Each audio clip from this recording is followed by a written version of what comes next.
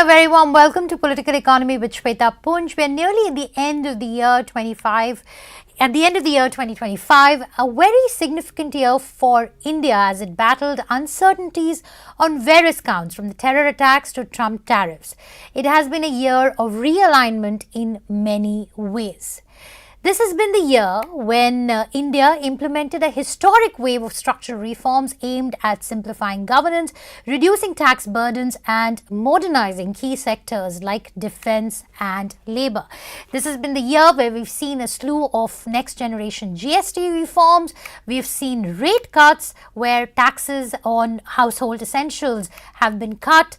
We've seen health and life insurance premiums getting exempted from GST. And of course, there's been a new income tax act which has been implemented. And most importantly, the new set of labor codes has been implemented. But where do we go from here next? What does 2026 look like? What is the agenda that should be for the government of India to make doing business in India easier? To understand this in greater detail, I have with me Mr. Manish Sabharwal. Of course, Mr. Sabharwal has been writing and analyzing structural reforms in India for several decades now. He's a member of several committees and advising the government on several of these reforms. Mr. Sabharwal, thank you so much for joining us on the show. Really delighted to have you here. And I opened the show by saying that this has been a very significant year when it comes to reforms that have been implemented in India, and so many of them that you have championed for. First up, I just want to get a sense from you on, what is your view on the series of reforms that we've seen, and then what does 2026 look like? Daniel Kahneman, who got the Nobel Prize in economics, once said that, sometimes when you go faster, most people will jam the accelerator, but sometimes you get better results by lifting your foot off the brake. And I would submit that's directly relevant to India. The regulatory cholesterol has become the binding constraint. When you shift from the bird's eye view of the economy, which is usually fiscal and monetary policy, to the worm's eye view of the daily life of employers, then you get very different outcomes, you get very different views, and you get very different reforms.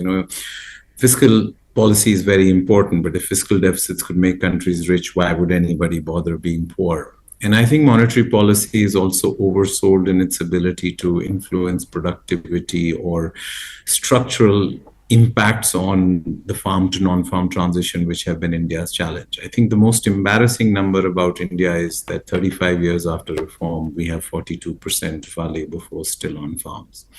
So I think the reforms that you have seen in the last year, whether it is GST, whether it is labor codes, whether it is the recent Jan Vishwas Siddhant, which really recognized that the 1991 reforms were important, but they were incomplete.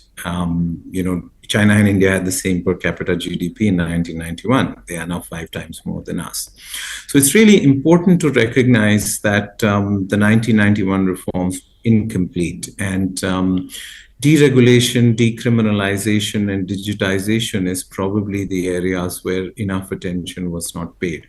I mean, there's an absurd use of jail as a way of enforcement. There were 26,000 ways to go to jail for an employer at the beginning of 2025. Because of the labor codes and because of the new Jan Vishwas principles, I think that number may come down by 75% by sometime mid next year. And now that the deregulation principles, which are really just recognizing that you don't need licenses outside 4 areas: national security, environment, harm to others, and public harm, you can have perpetual self-registration.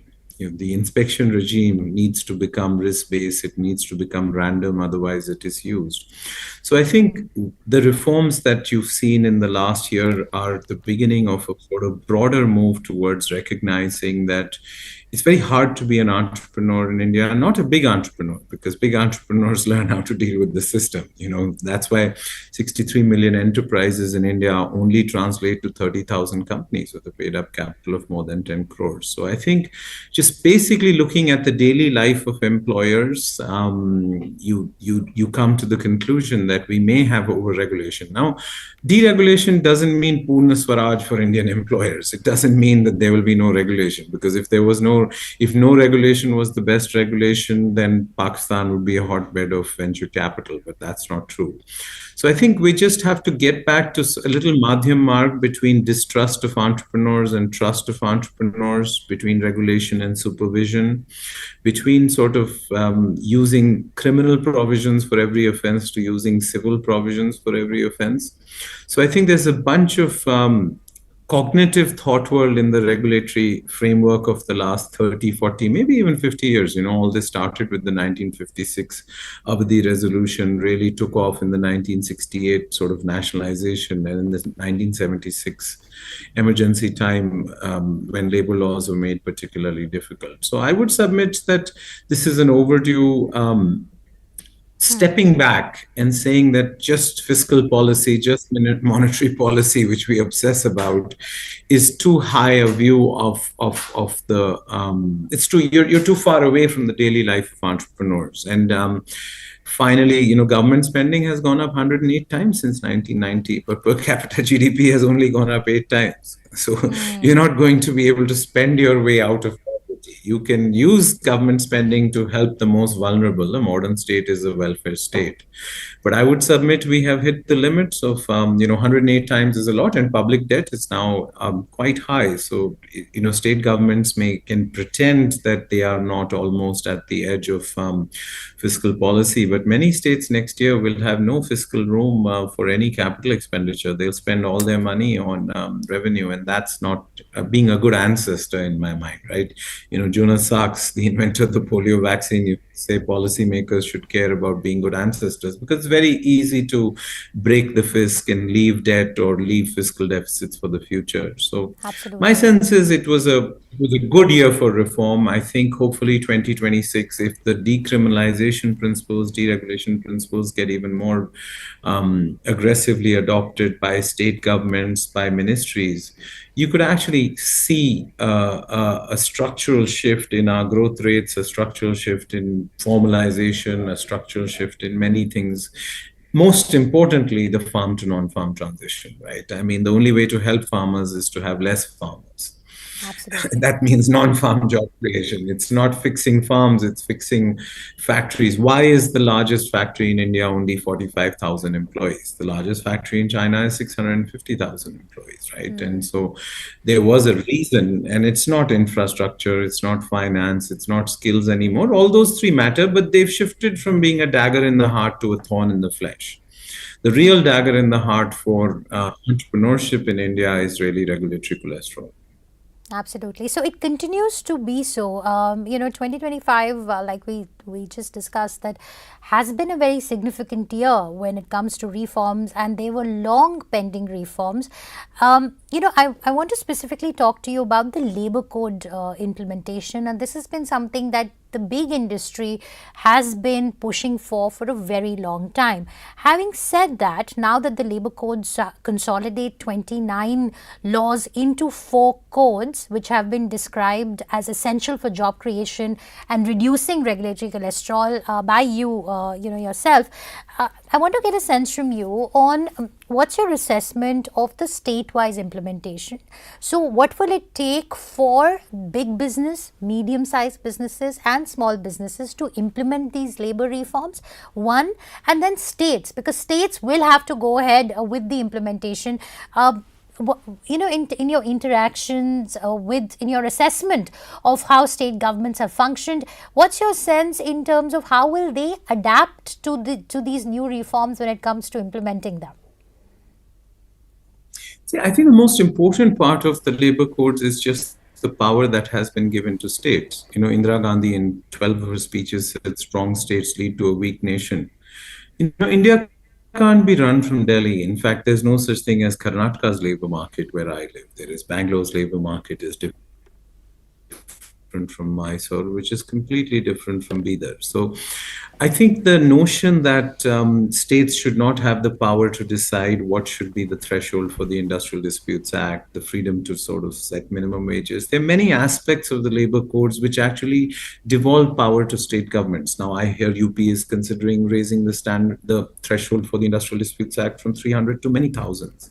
I think Maharashtra is considering the same. So I think labor codes are an opportunity for state governments to craft their rules, to craft their thresholds in ways that obviously, if Kerala has said they will not change anything, that's up to them. But I think many other state governments are viewing this as an opportunity to sort of create a fertile habitat for formal job creation. So I think that, what is power in government? Funds, functions, and functionaries. And I think a number of functions have been handed back to state governments in the labor codes. There is obviously some questions around, say gratuity or provident fund, what is used for calculation of benefits. But, the turnover that most people have now, they include gratuity in CTC. And if you include gratuity in cost to company, then this labor code doesn't matter to you. And anyway, the 20 lakh cap still stays. So yes, there is a small transition cost which some employers will have to bear, but many employers will not have to bear, because I know most other employers had started counting gratuity in cost to company. So I think there is a thought world where benefits are over and above salary in government. I think corporate India moved to that a long time ago. All benefits come out of salary. They don't.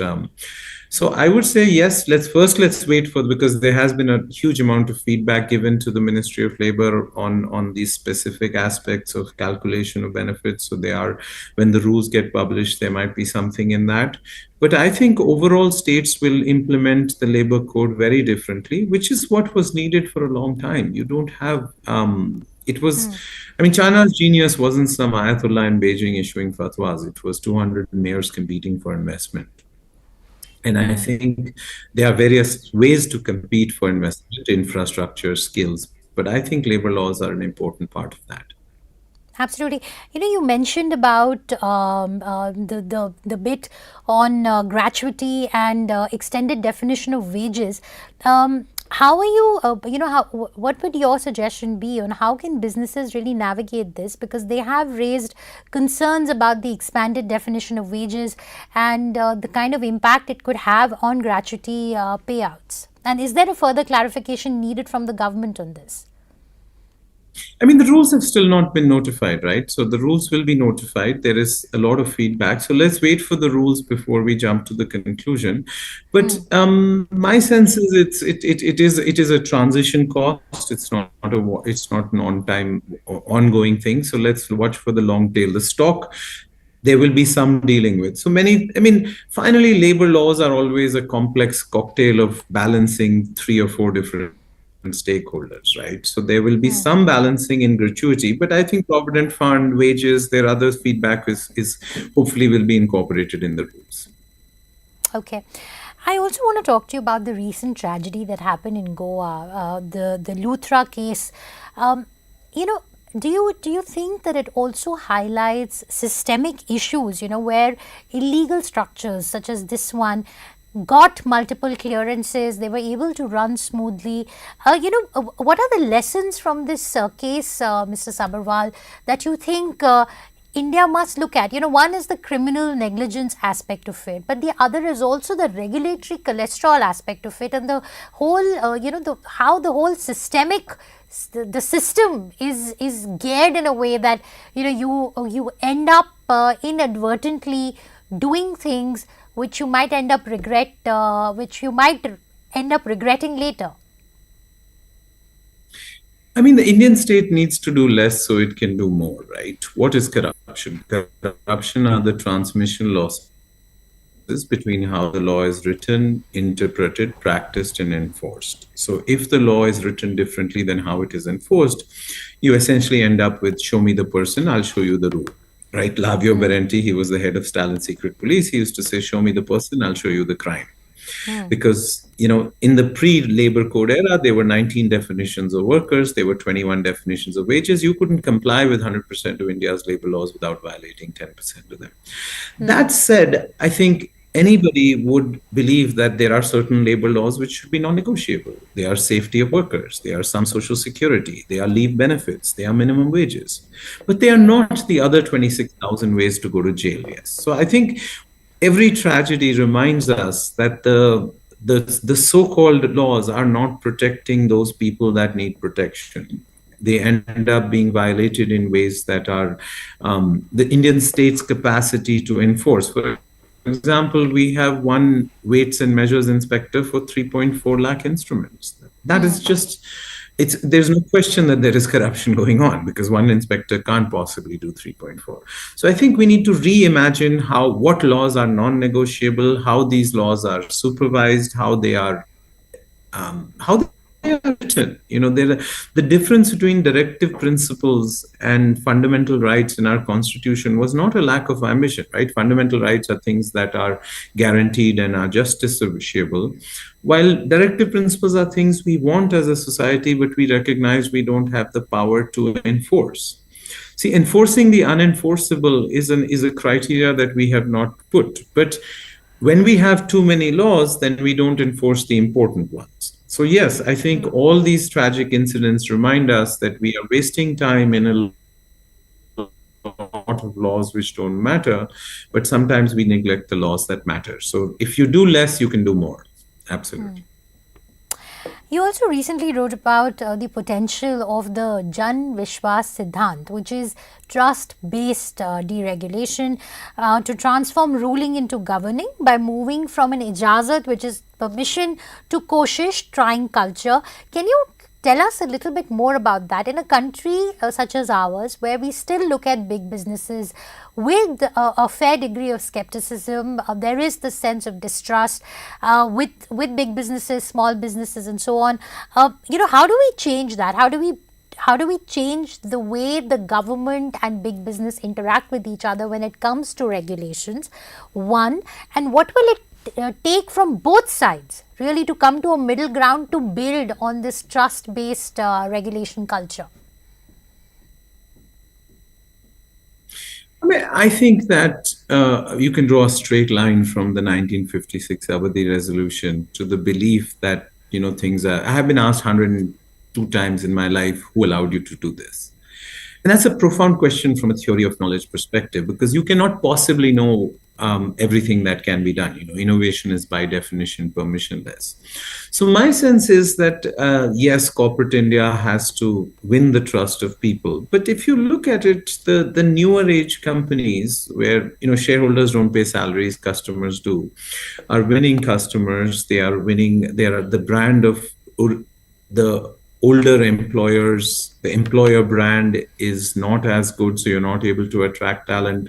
So I think the Indian economy and society is becoming much more self-healing in punishing companies that don't take the long view, that don't value their employees, that don't. And the stock market, for sure, right? There are only two premiums in India's stock market today: growth and governance.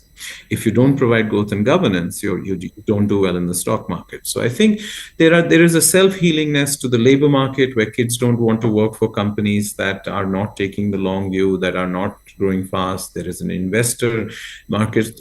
Obviously, now the third leg of self-correction needs to be regulation. And we obviously should punish people for doing wrong things. But drunk driving is not an argument against cars, right?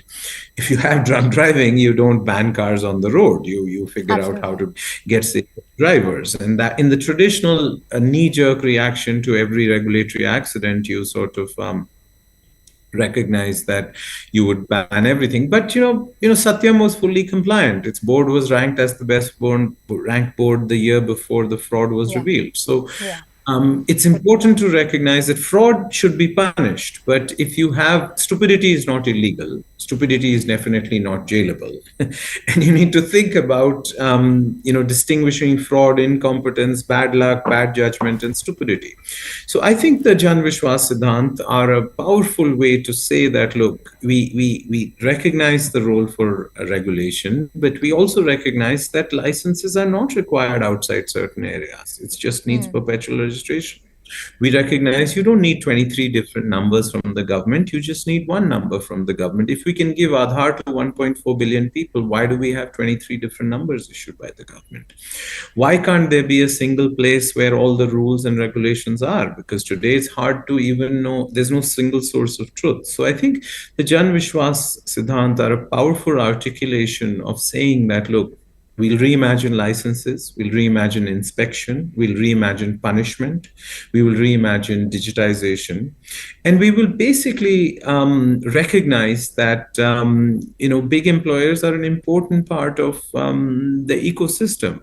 Small employers but big employers deal with regulatory cholesterol much more easily than small employers. Absolutely. So if you actually care about small employers, the trust-based regulators, so it's counterintuitive to most people that actually for big people, regulatory cholesterol is a thorn in the flesh. But for small people, regulatory cholesterol is a dagger in the heart. So I think that Jan Vishwas Siddhant, which have just been articulated by Niti Aayog and the government, as states adopt it, as the central government ministries take a look at, hold a mirror up to themselves.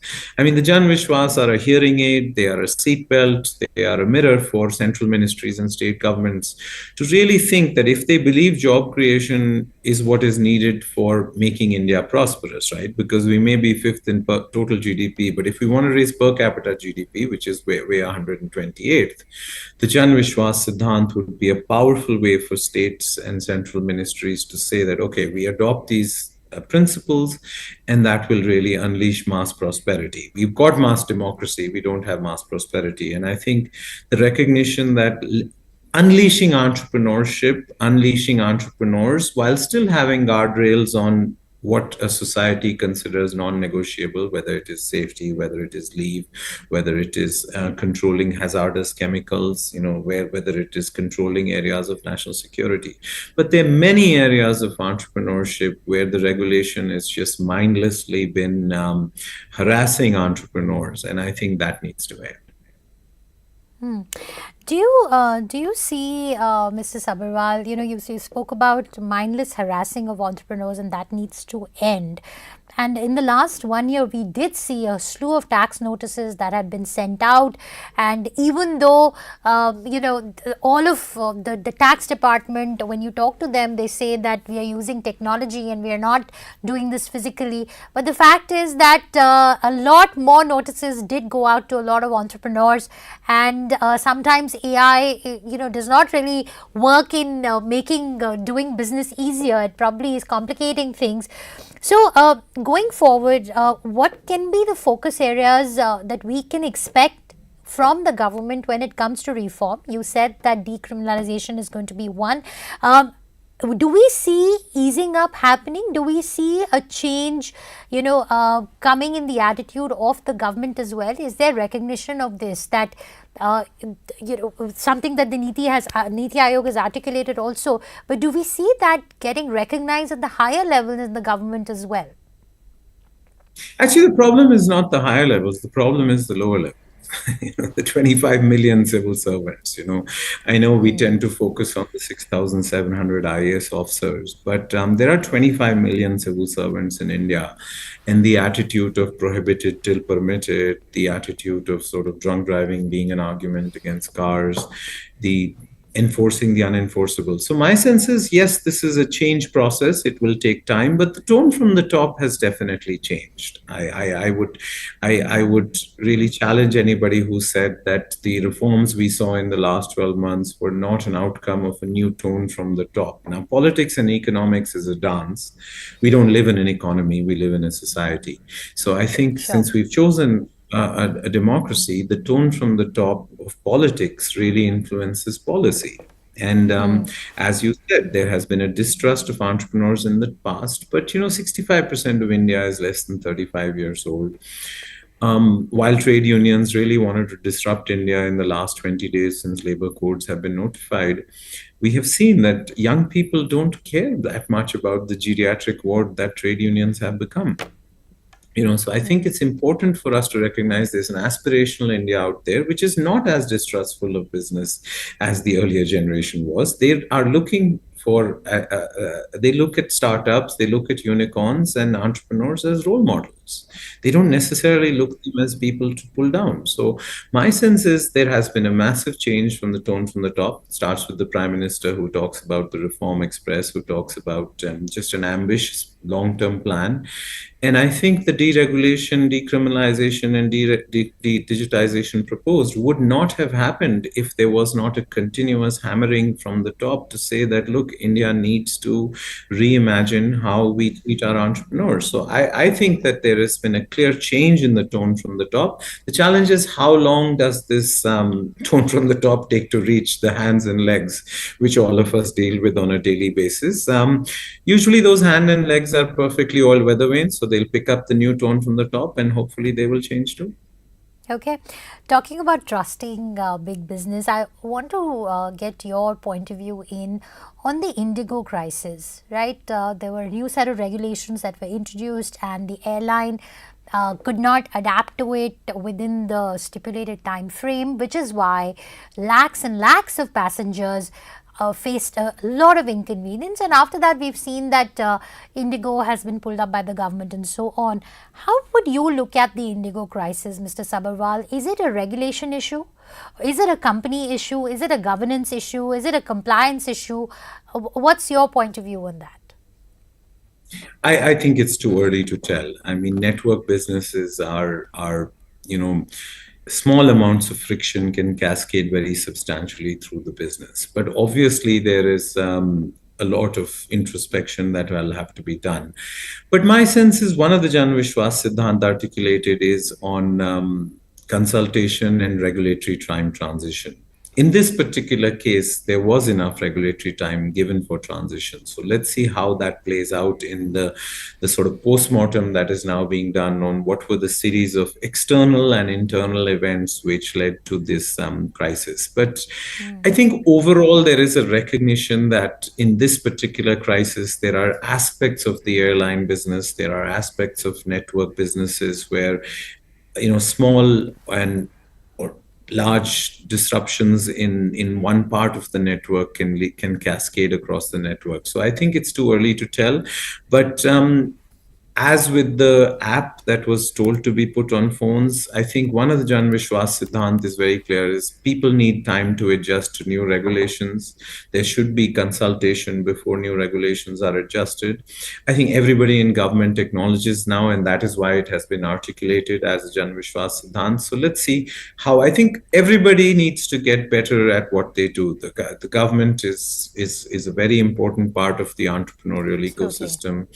Entrepreneurs who think that Purna Swaraj from government regulations would be heaven are wrong. I think that a well-ordered, well-functioning, well-regulated market is key to job creation, wealth creation, and scaling of companies. So I think, the notion that all three of us, the government has an execution deficit, the private sector has a trust deficit, and non-profits have a scale deficit. We need better teamwork between all three of us, because that's the way India is really going to add mass prosperity to mass democracy. You have also consistently argued that civil service reform is the meta reform that India needs, and that has been ignored since 1991. You've called, the current system a steel cage rather than a steel frame. I want to ask you, what actionable steps would you recommend, for the political system to implement measures such as performance management, lateral entry, and to make the bureaucracy less top heavy in 2026? I mean, structures are really important, right? There are 98 additional DGs in UP. When my father was a police officer, there used to be one IG. So I think the pyramid has become a cylinder. In fact, it's probably become a cone, while corporate India is moving to Eiffel Towers, right? We have very thick bases, but we have very vertical climb. So modern organizations maybe the government still has to be a pyramid. It can't be an Eiffel Tower, but it definitely can't be a cylinder. So we have to have performance management where not everybody who joins the surface services rises to the top, where we distinguish between our good performers and our bad performers. Today, in most central services, you've reached 98 98, 99% outstanding rankings. That is not fair, because if you treat Gadha Ghoda equally, it is the Gadha who celebrates and the Ghoda who gets frustrated. So I think a radical revamp of our HR regime. I don't think we have HR left in civil services. So how we punish and reward, linking promotions, posting, and transfers to performance is key. A reimagined training regime is key. A reimagined some level of lateral entry for specialization, and also specialization within people after 5 or 10 years. You do that. So I think civil service reform is, business has changed so much in the last, since 1991. Politics has changed so much in the last 15 years. But I think the civil service HR regime has not changed in the last 25 to 50 years. And actually, civil servants are equally frustrated with the current regime, the good ones. So I think that it's time for now us to bring that onto the agenda, to say, you can't have a regime that treats Gadha Ghoda equally. Interesting. But it'll be the civil servants who will be implementing the civil service reforms also. So getting a buy-in from them would be very, very crucial to make this happen. Yeah, I don't think we should view this as cutting the tree you're sitting on. We have to, in any organization, there are good performers, there are highly skilled people who are getting frustrated with the system that is not punishing the bad performers. So I think there is enough consensus within many aspects of the civil service that the current system is not serving their good performers well. So like with any change process, that is our constituency. Obviously, there'll be many people in the civil service who don't work hard, who may be corrupt, but that is not on average true for everybody. And so we can also appeal to the people who are frustrated with the current system, and I think there are a lot of them. Okay, if you were advising the finance minister on the top 3 non-negotiables in the Union Budget 26-27 that India needs to adopt and implement for us to grow at a high growth rate, what would they be? I would just say continue with the mandate of reforms, which is to recognize what influences the daily life of employers, the worm's eye view. I think from a fiscal perspective, I think macroeconomic stability has been a very important accomplishment of this government. It has been hard-earned. I think it should continue, because finally that is the context in which all businesses and citizens sort of operate. So, try and keep our fiscal deficit under control, try and keep the macro indicators, the spending more on capital expenditure rather than all on revenue expenditure. So I think India is reaching the point where, we have to stay the course on deregulation, decriminalisation, digitization. We have to have macroeconomic stability. And we obviously have to invest more in human capital. It's the only renewable energy any country has.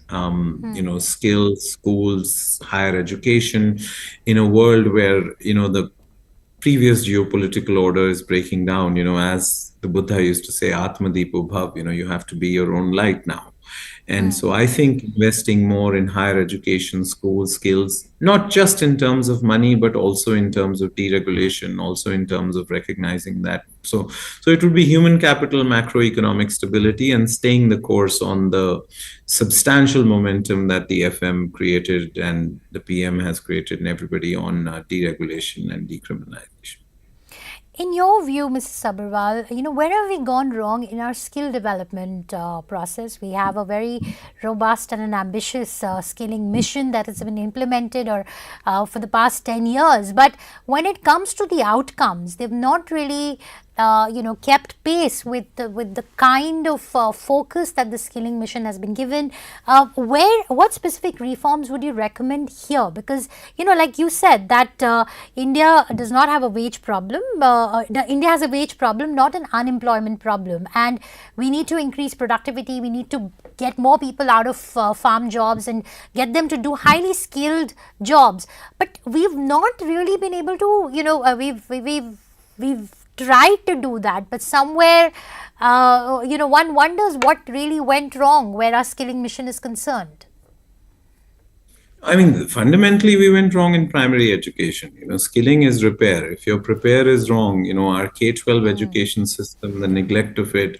If you don't teach kids in 12 years reading, writing, arithmetic, and relationships, in my mind, the 4th R. then the skill system can't repair what was not in prepare. So I think the skill system or the overall system is starting to rise, because now, as you see in the ASA report and many other aspects, the primary education levels have, or the quality is also improved substantially. So my view is that the skill system is now going to respond to the better output coming out of the school system. We're also starting to see better linkages with employer, better linkages. The skill is a mezzanine, right, between the school, employers, and higher education. But I think the five things that we have learned in skills in the last sort of 20 years are: it has to be learning while earning, because India is too poor and every kid doesn't have. So apprenticeships really matter. It has to be learning by doing, because soft skills are not taught, they are caught. It has to be learning with modularity, where a 3-month certificate is an opening balance for a 1-year diploma, for a 2-year degree, and a 3-year degree. It has to be learning with flexibility. An online classroom has to be equal to an on-job classroom, on-site classroom, and an on-campus classroom. You can't have an apartheid between saying only campuses are on campus.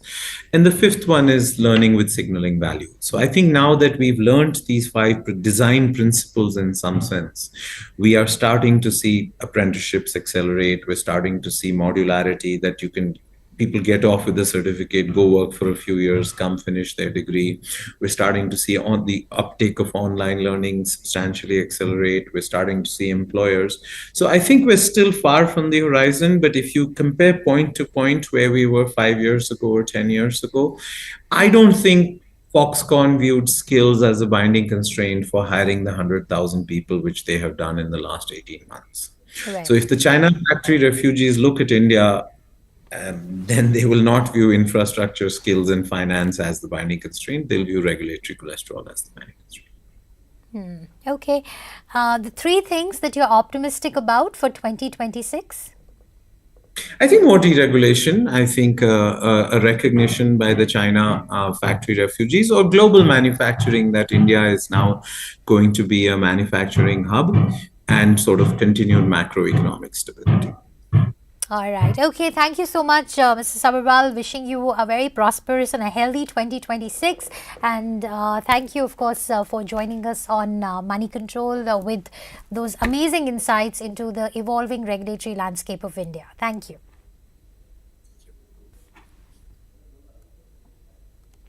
All right, with that, it's a wrap from all of us here. Thanks so much for watching. We'll, of course, be back with more voices on the year 2026. What should India focus on?